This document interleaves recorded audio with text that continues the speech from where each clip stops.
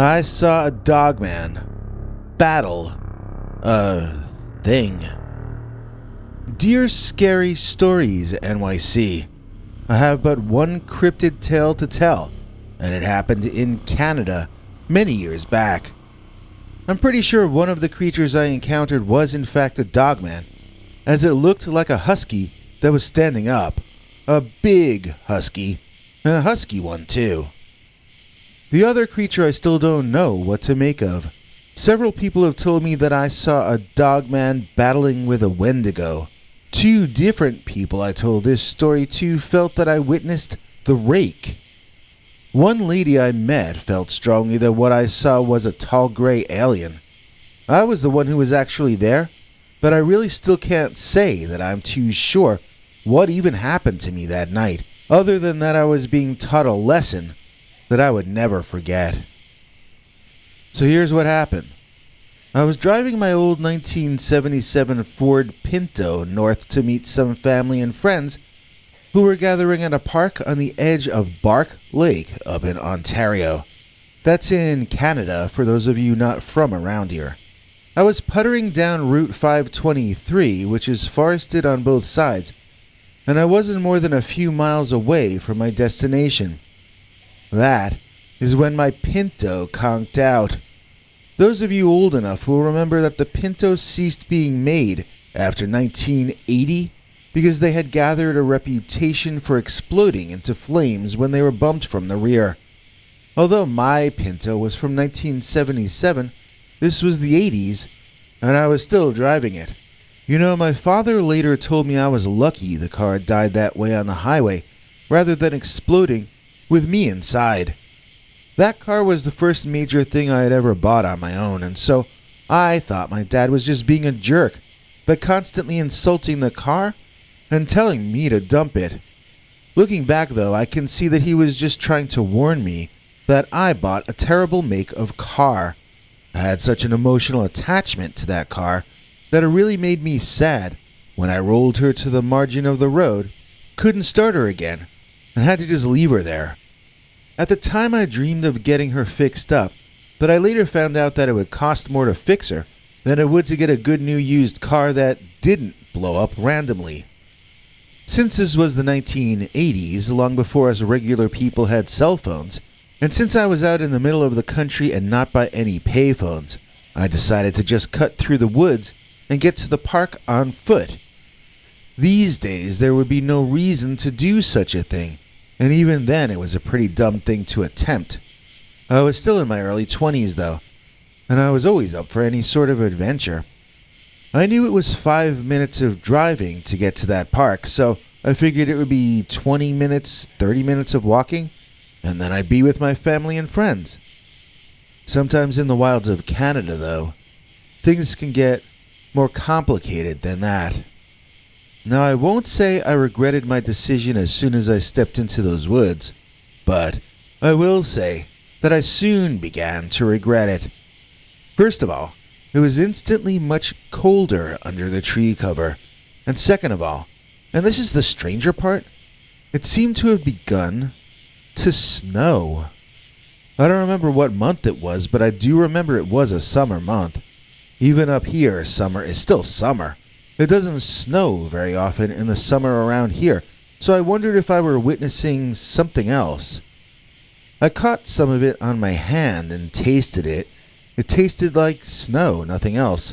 It wasn't nuclear fallout, so I shrugged my shoulders and continued on what I hoped was the way to my family gathering. The path grew darker, and the wind whipped up. I was wearing a t-shirt and jeans as the weather had been warm, but by then I was shivering and holding my arms tight around myself to retain any body heat that I could. I also made my way faster than I had been traveling. Now I wasn't just confused about what was going on, I was genuinely concerned for my own health and safety. I began scrambling over rocks and ground in an almost four-legged manner, using my hands to pull myself up inclines as much as I used my feet. I found the ground wasn't as cold as the air, which seemed to indicate to me that it had only gotten cold in there very, very recently.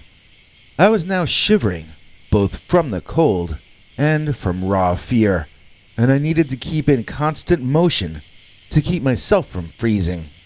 And then I witnessed something that was, in a sense, the most wondrous and also the most horrible thing I ever saw in my life.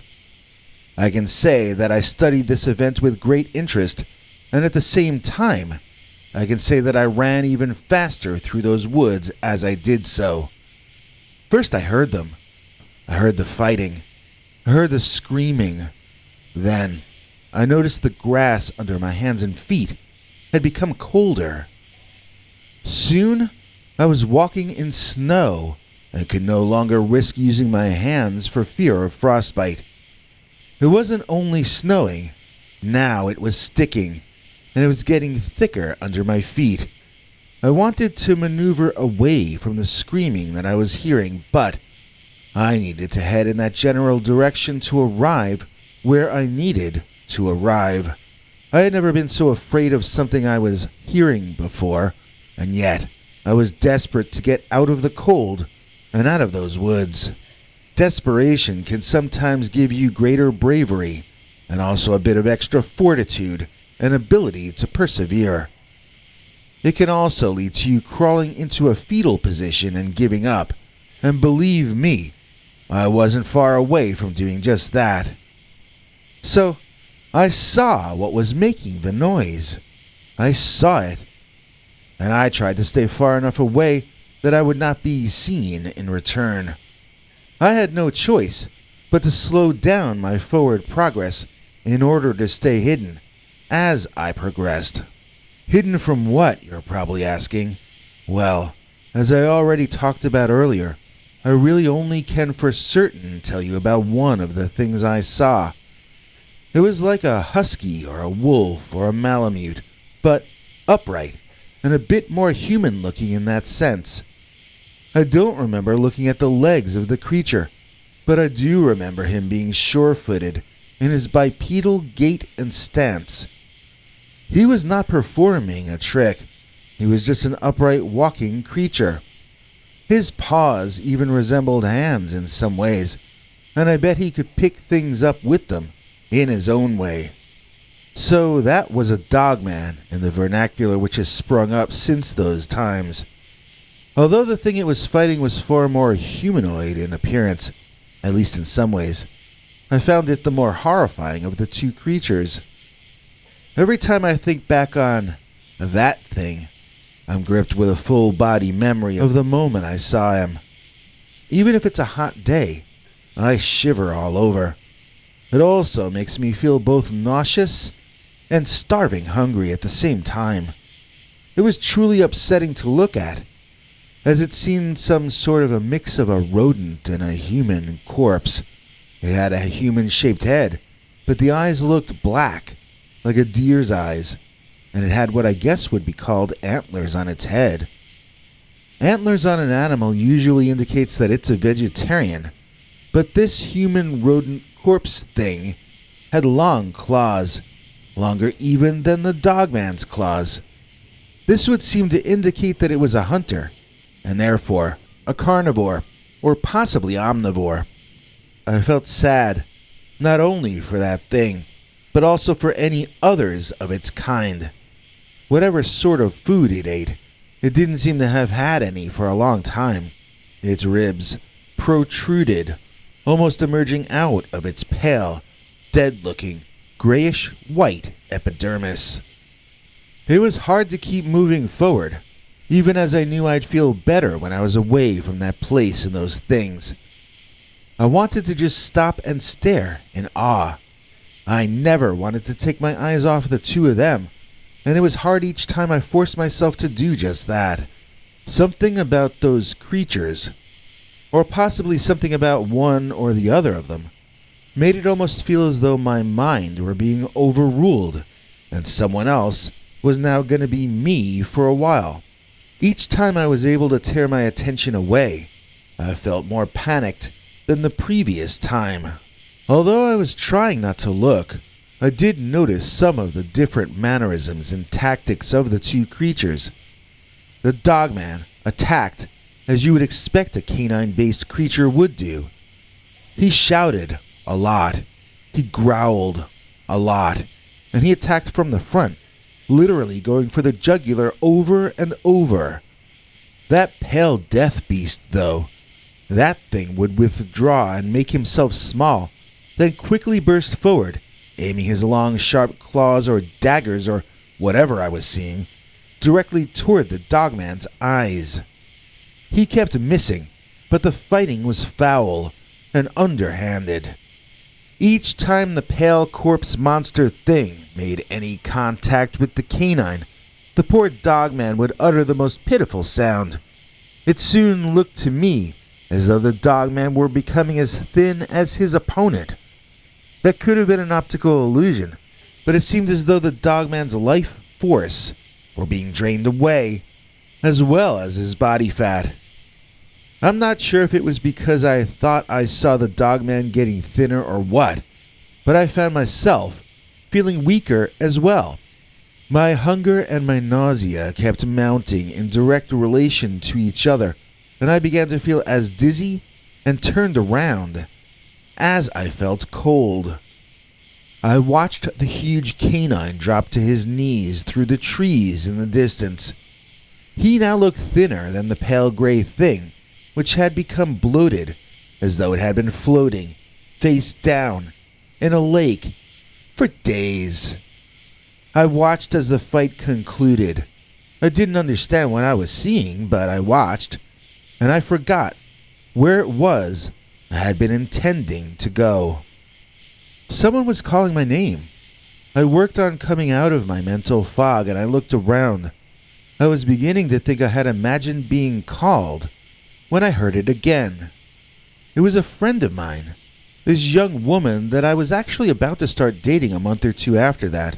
She had been at the gathering I was trying to get to, and she went for a walk in the woods with a mutual friend of ours. Both of them had happened upon me, looking sick and confused in the woods. When they asked me what was going on, I started to tell them. I looked around, though, and noticed that there was no more snow on the ground. I looked to where the battle had been happening, and I saw nothing at all but trees. It was warm again, and so I figured I'd better not tell them anything more. They took me with them back to the gathering, and nobody had a smile on their face when they saw me that day. They said I looked terrible, that I had lost weight, that I had rings under my eyes. I didn't care what they said. I just wanted to get something to eat, which I did, but I couldn't keep it down.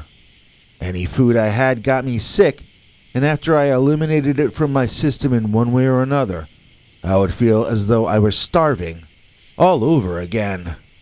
It was essentially like I caught an eating disorder. I was behaving in an unhealthy way because, well, my theory is that I was doing it because I had been sort of programmed or reprogrammed by getting too close to that tall gray being that had somehow been sucking the life out of that Dogman. I think maybe it robs your energy and your calories, even at a distance, and in the process of doing so, it might reprogram your nervous system to make it easier for the creature to victimize and drain you from then on, until there's nothing left to take from you any longer. That's a theory that makes the most sense to me, at least. It took a year or two for me to get my eating habits back in order. It took a lot of consciousness on my part, a lot of focus, a lot of being willing to do the work, and being willing to be honest with myself.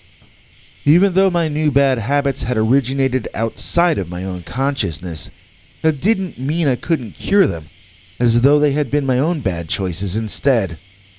I just slowly reconditioned myself to behave in more of the way I would prefer to behave. It was as though the creature gave me both a physical and mental illness, and so I cured myself by treating it in that way. So I wonder if any of you might have any idea or insight as to what it was that I walked through the forest past on that summer evening. Could it have been an alien, a wendigo, a rake? And even if you choose one of these, or another word to describe it, what is it? that you're really describing. What was that thing? And for that matter, what in God's name is the Dogman? The only thing I can say for certain is I saw Dogman battle a thing. He's James E. Brown, the godfather of soul, and thanking him will never get old, 'cause Mr. Brown is not some loser. Why, he's our new executive producer. To thank him, he's got this perk, 'cause that's the way donations work. To explain how to help us keep on doing what we can, here's TV spokesmongrel Henry Dogman. Hank? Thanks, Biggie. And thanks to all of you for watching this far. If you liked it, please click like. If you'd like to see more of our work, please subscribe. And also click that bell icon if you'd like to be notified when we put out a new episode. To become an executive producer, you can donate to us through the thanks button under each of our videos or through our paypal.me/PeterBernard209 page.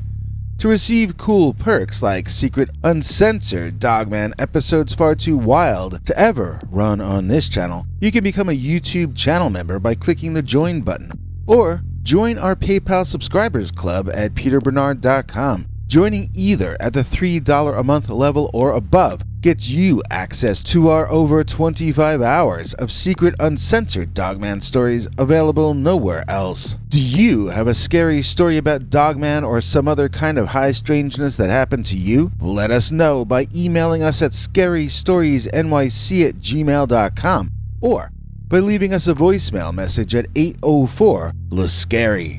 You may need to call back on that one. It cuts off after, I think, 3 minutes. And if you don't want to do any of that stuff, thank you for simply watching to the end. Good night, and have a scary tomorrow.